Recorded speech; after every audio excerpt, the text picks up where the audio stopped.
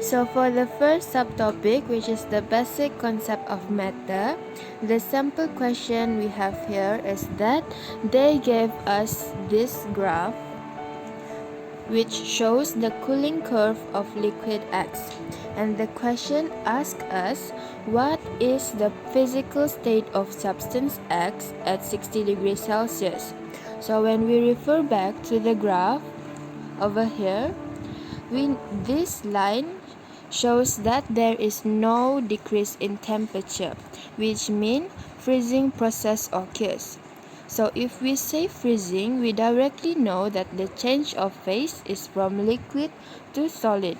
So the answer is D, which is the mixture of liquid and solid. This is the second sample question for the first subtopic for Chapter 2 Chemistry, Form 4, KSSM. So they gave us this table over here which shows the melting and boiling point of each substances P, Q, R, and S, and they ask us which substance is a liquid at room temperature. So we know room temperature is 27 degrees Celsius. So to make it easy, we can draw two lines like this. The first line indicates the melting point, which is solid to liquid, and then the second line indicates the boiling point from liquid to gas.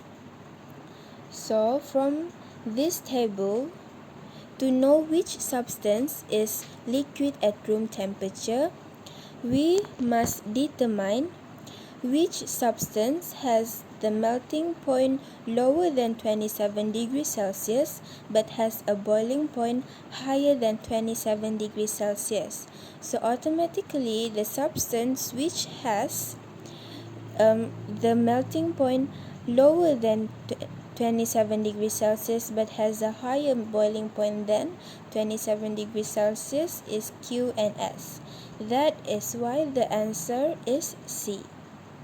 So for the second subtopic, which is the historical development of the atomic model, the sample question we have here is that they gave us this diagram which shows a model of an atom, and they ask who is the scientist that proposed this model. So if we look closely to this structure, it shows that the nucleus is at the center and it has a shell and electrons moving around the nucleus. So if we remember back to each of the model that is proposed by each scientist, we will recognize that this model is proposed by Niels Bohr. So the answer is D. So for the third subtopic, which is the structure of an atom, the sample question that we have here is the proton number of atom L is 7. How many valence electrons does atom L have? So if we remember back to everything that we have learned in this subtopic, we know that proton number is equal to the number of electrons.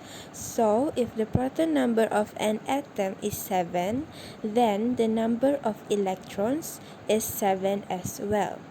So for the structure of atom, the first shell must consist of only 2 electrons, while the next shells can occupy until 8. So, if the first shell takes 2 electrons from atom L,